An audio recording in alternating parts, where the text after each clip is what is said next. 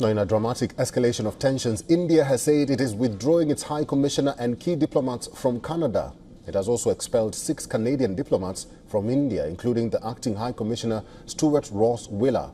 India's decision to recall its diplomats from Canada follows a highly aggravating move by Canada after it named the Indian High Commissioner and other diplomats as persons of interest in a murder investigation. India called these accusations a political agenda of the Canadian Prime Minister Justin Trudeau's government. India asserted that it has no faith in the current Canadian government's commitment to ensure the security of its diplomats in the country. India's foreign ministry also summoned Canada's top diplomat in India to deliver a scathing rebuke to what it deems as politically motivated witch hunt. India's official response states that Canada had failed to provide any evidence since making these allegations against its officials more than a year ago.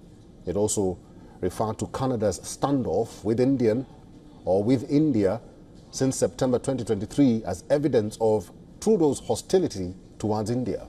New Delhi is slamming Ottawa's investigation into the murder of a Sikh separatist leader, Hardeep Singh Nijjar, who was designated a terrorist by India in 2020. Diplomatic tensions between the two nations took a nosedive after Canada claimed there was an Indian connection to the killing of Nijjar. Nijjar was gunned down by masked men outside a Gurudwara in British Columbia in June 2023. 4 Indian nationals are accused of first-degree murder and conspiracy in connection to his murder. India has denied any involvement in the killing, calling the allegation absurd.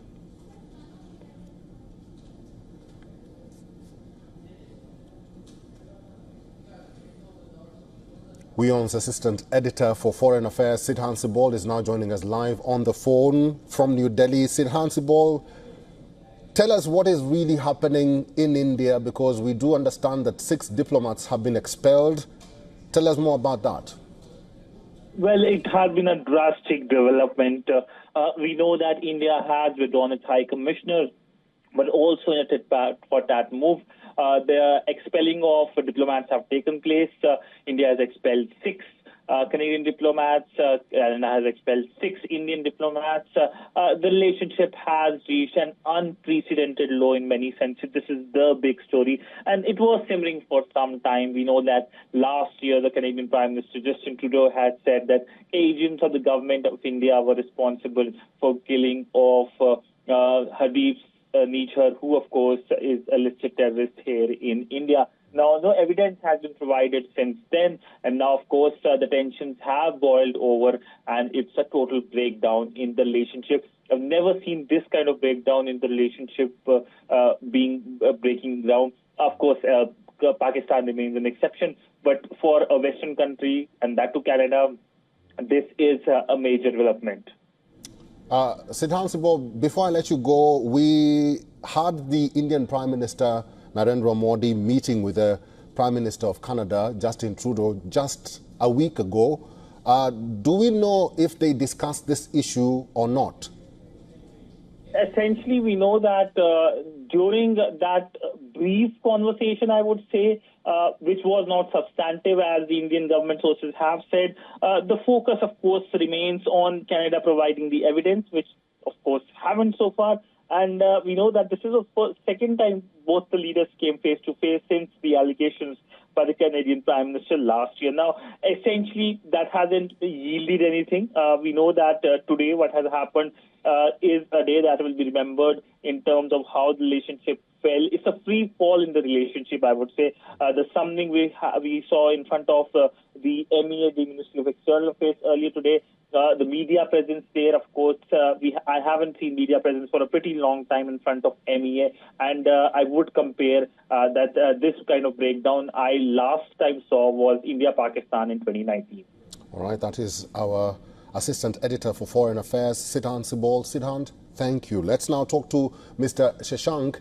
He's a former Foreign Secretary of India. He's joining us live from New Delhi. Mr. Shashank, welcome to the program. There seems to be a recurring tiff between India and Canada over an incident that happened in 2023.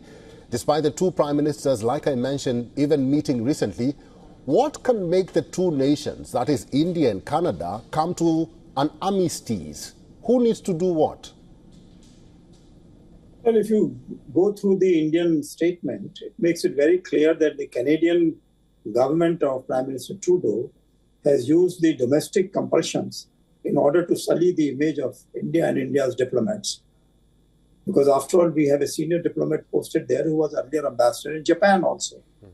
And nobody in his 36 years of service has always said that he would be a person of some interest to their intelligence agencies or investigating agencies.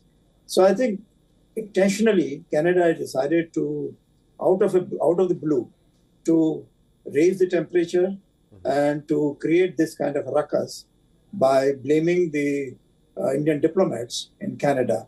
Already we have seen that the Indian diplomats, the Indian religious and other community establishments have come under threats or come under pressure from graffiti writers and others. So therefore, there is a pressure on the security of the Indian interests in Canada. And therefore, Government of India has now decided that since the Canadian government officially is raising the temperature, so best way is to withdraw our senior diplomats from Canada. And I hear from you that just now the Government of India has also asked 6 Canadian diplomats to leave India and return to their country.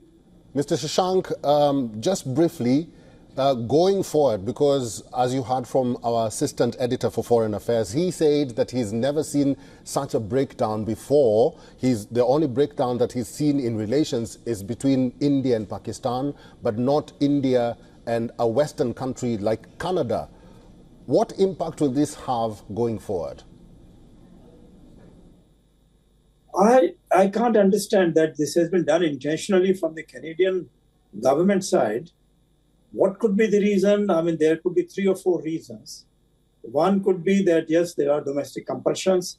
They are making and breaking alliances among various political parties, and these parties which are by the Khalistani supporters, they are playing with all the different political parties, and I think there must be some internal domestic game which is going on among the political parties on this account. Secondly, could be that there are very large Palestinian and other Islamic interests in Canada, which have also been talking against the Israeli attacks in southern Lebanon and other Hamas interests. So therefore, for Canadians, it must be an embarrassment that while they want to show their solidarity with the Israelis, but they have people living in their country who are asking Israel to cut down on their military action.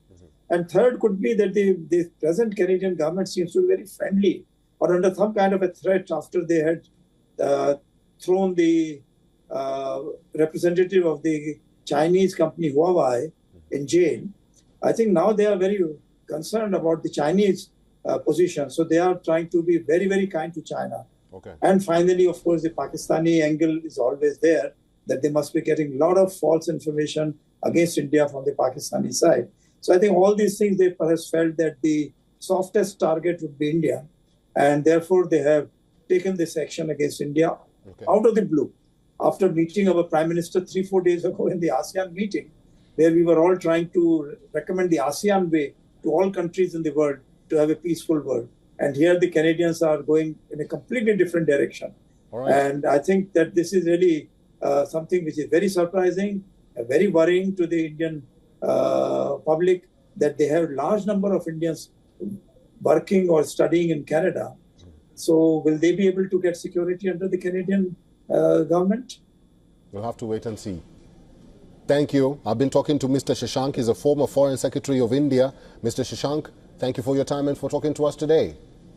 For all the latest news, download the WION app and subscribe to our YouTube channel.